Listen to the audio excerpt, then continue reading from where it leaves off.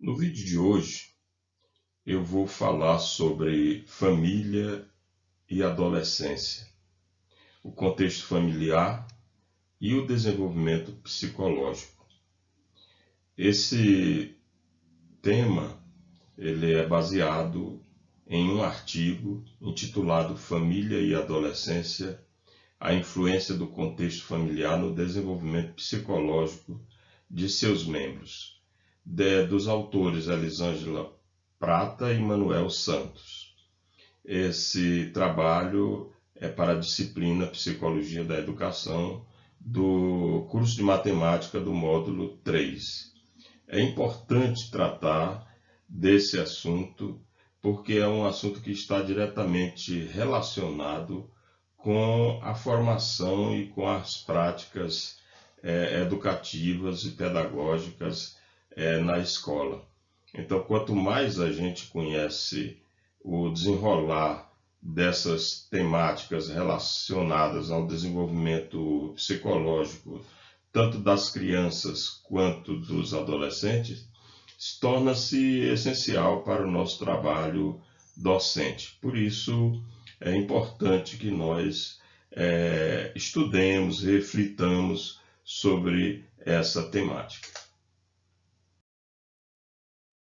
Vamos ver, por exemplo, para iniciar a nossa conversa, as concepções de família. Sempre quando a gente fala em família, algumas pessoas dizem assim: as famílias de hoje não são como as de antigamente. É claro que não, né?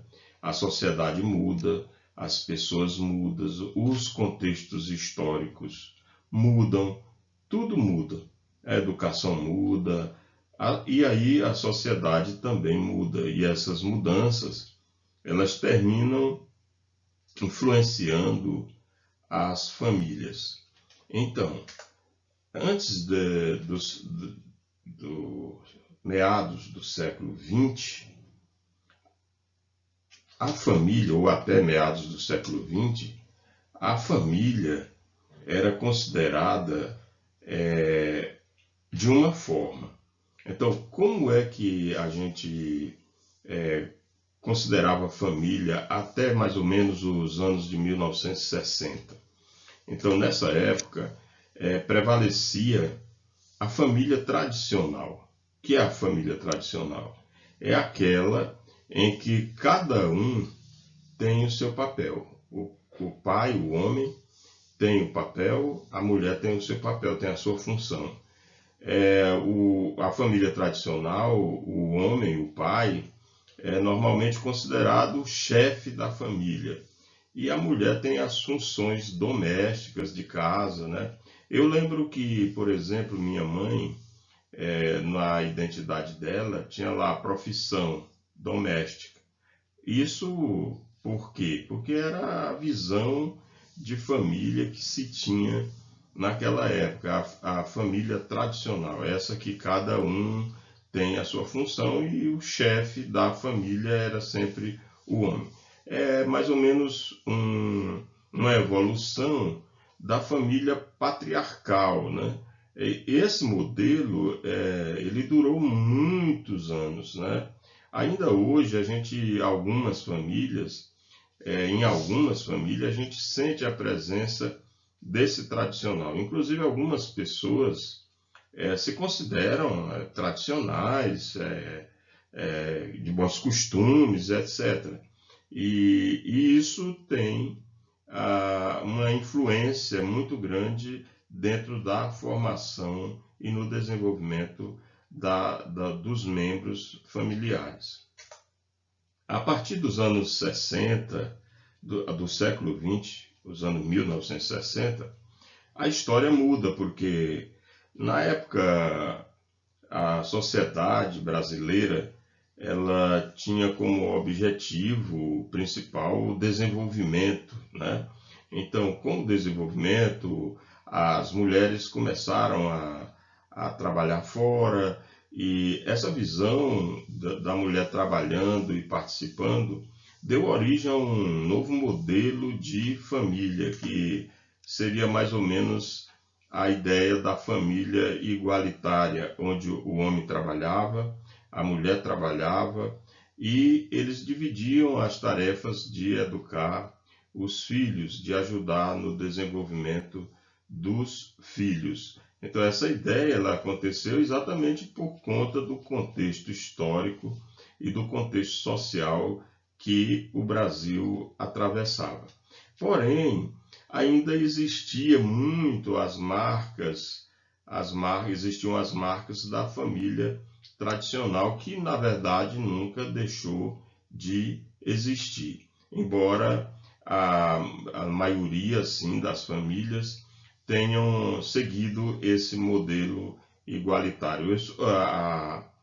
A ideia de que a mulher era a mãe, era também um membro ativo, isso foi muito importante, né, para a autonomia das famílias, né?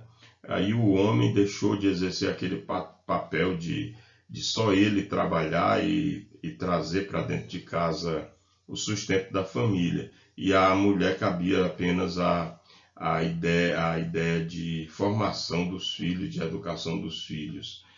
Todo mundo sabe, né, que até hoje, quando uma família põe os filhos numa escola, na época das reuniões, quem mais participa são as mães. Quer dizer, ainda há a influência dessa família tradicional, conservadora, dentro dos princípios de algumas famílias. Atualmente, nós podemos falar que existem vários modelos de família, né? Essa ideia de família hoje, ela ganha outros conceitos, né? Por quê? Porque a sociedade se modificou muito, né? As pessoas ganharam mais liberdade, mais autonomia, as pessoas puderam assumir as suas feições, puderam assumir os seus compromissos, se assumir como pessoas, né? Sexuais, né? E isso elevou muito o nível de discussão das famílias atualmente. Então a gente pode falar em famílias cuja união é uma união consensual, em que não há um enlace, né, assim, formal.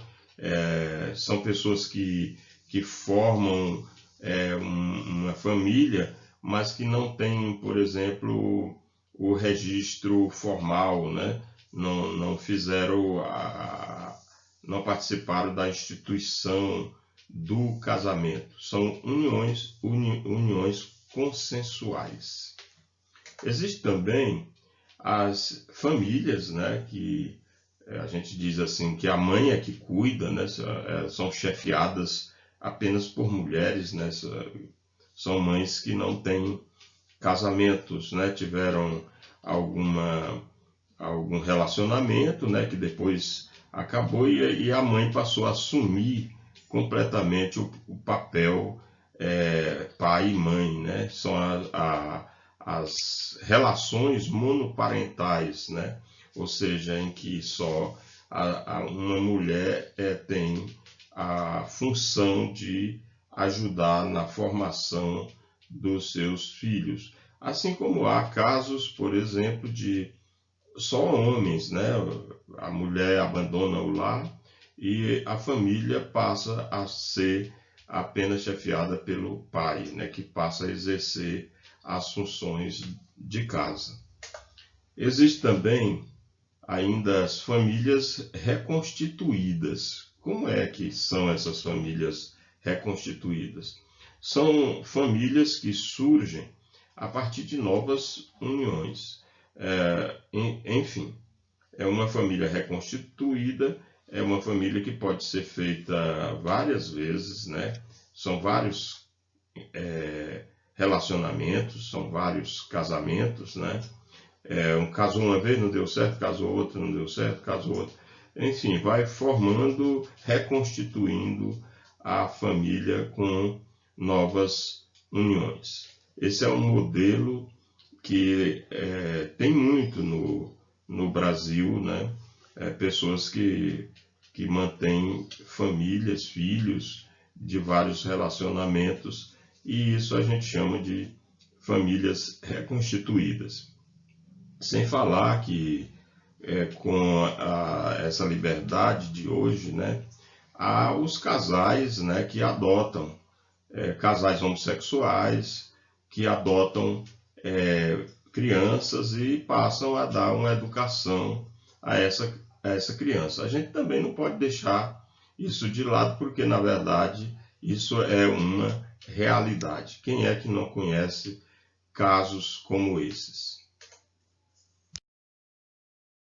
E quais seriam as funções da família? A família ela tem várias funções, mas aqui nós vamos destacar que a família ela possui um papel preponderante no amadurecimento e no desenvolvimento biopsicossocial dos indivíduos. Vejam que a expressão biopsicossocial aqui já define basicamente as 3 funções da família, que é a função biológica, a função psicológica e a função social. Uma família tem na sua base pelo menos essas 3 funções: a função biológica, a função psicológica e a função social dos indivíduos que fazem parte dessa família. Então, baseado nisso, nós chegamos a 3 funções básicas da família, como a gente já falou. A primeira é a função biológica. Qual seria o sentido disso? Ora, a função biológica é porque cabe à família garantir a sobrevivência da espécie. Cabe aos pais, dentro dos modelos que nós apresentamos, garantir aos seus filhos a sobrevivência, né, como ser humano, como pessoa. E para garantir essa sobrevivência é necessário alimentação, é necessário afeto, é necessário uma série de coisas que as famílias têm para garantir a sobrevivência da espécie como grupo social. E a outra é a função psicológica, né? Psicológica é no sentido do desenvolvimento das emoções, das sensações, né? da existência, da própria existência como pessoa. Então, essa função psicológica, ela visa o quê? Proporcionar afeto ao recém-nascido. Ou seja, o primeiro papel da família é dar amor, carinho, afeto aos seus filhos. Crianças que crescem dentro da afetividade, com amor, são crianças que vão se desenvolver de uma forma diferente. Também, essa função psicológica ela serve para dar suporte e continência para as ansiedades existenciais, né? O desenvolvimento humano é interessante porque, diferentemente de qualquer outro animal, o ser humano é um ser de aprendizagem, né? Então ele tem desejos, ele tem vontades, ele tem emoções, e isso termina culminando para o sentido da existência, né? Ter uma vida, né? E essa vida requer o desenvolvimento. Também a função psicológica tem a função de criar um ambiente adequado, né? Que permita a aprendizagem da criança, a aprendizagem empírica, a aprendizagem cultural, né? É importante isso. Agora, quando nós falamos isso, parece até que nós estamos pensando num modelo ideal de família. Não é. A gente apenas está colocando aqui aquilo que deveria acontecer no seio familiar. A gente sabe que a história, a realidade é totalmente diferente e que as pessoas, as famílias, elas são muito diferentes na formação, no intelectual, no social, no econômico, no cultural. Quer dizer, isso vai, enfim, favorecer um desenvolvimento, né? diferente de cada criança, de cada adolescente. Na função social, o que existe? O que a gente pode perceber? Que na função social existe uma transmissão da cultura de uma determinada sociedade. Bem como a família ela tem que preparar essas pessoas para a cidadania, ou seja, para o exercício da vida lá fora. Então, uma família que cria os seus filhos para casa e não para o mundo, termina tendo problema, né? Então tem que haver um preparo de cada membro, de cada filho, para que ele possa primeiro absorver a cultura dessa sociedade, para depois ele entender que ele precisa lutar pelos seus direitos. É importante demais o papel da família nesse trabalho de desenvolvimento da criança. Agora, em relação à adolescência, a adolescência é uma das etapas vividas pelo ser humano mais complexa. É onde os pais ficam muito preocupados, porque na adolescência, o jovem, né, a adolescência começa aos 12, 13 anos, então aí a pessoa começa a perceber que ela pode aprender coisas com pessoas lá fora.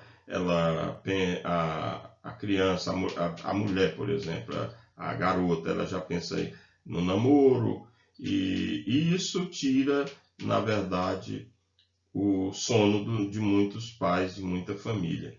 E é importante saber lidar com isso, porque para lidar com a adolescência, os pais precisam, primeiro, dar exemplo, né? Segundo, precisa conversar bastante. Nada é imposto, porque nessa fase em que os adolescentes descobrem o mundo, eles começam a querer ter autonomia, a querer fazer as coisas sozinhos, né? Muitas vezes escondidos, né? Então isso aí causa muita preocupação. E há um problema seríssimo na adolescência, que é quando eles começam a ter os colegas, né, que começam os grupos, e isso pode levar a eles terem experiências que a família não mostrou para eles, como, por exemplo, envolvimento com bebidas, com drogas, né? Então, por isso que é necessário que as famílias estejam muito preparadas para essa situação. Os adultos, eles têm um papel central nesse processo, pois eles oferecem a base inicial aos mais jovens, a bagagem de regras e normas essenciais para o social, bem como atuam como modelos introjetados, geralmente como ideias, cujas atitudes e comportamentos serão transmitidos às gerações que se sucedem. Então, é importante assim o exemplo que cada pai, cada mãe, cada família dê aos seus adolescentes, sem nunca perder o foco do diálogo, né? O diálogo, a conversa é sempre muito importante. E esses modelos, né, que são os modelos paternos, maternos, eles acompanham as pessoas pelo resto da vida.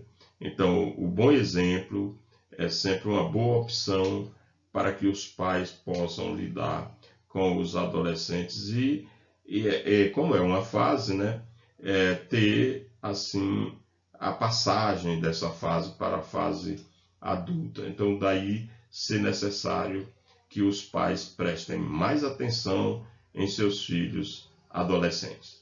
Então, era isso que eu queria apresentar para vocês. Espero que isso sirva para complementar esse estudo que nós estamos fazendo sobre a família, sobre a criança, sobre o jovem, sobre ao comportamento social do adolescente. Então, um abraço a todos. Até o próximo vídeo.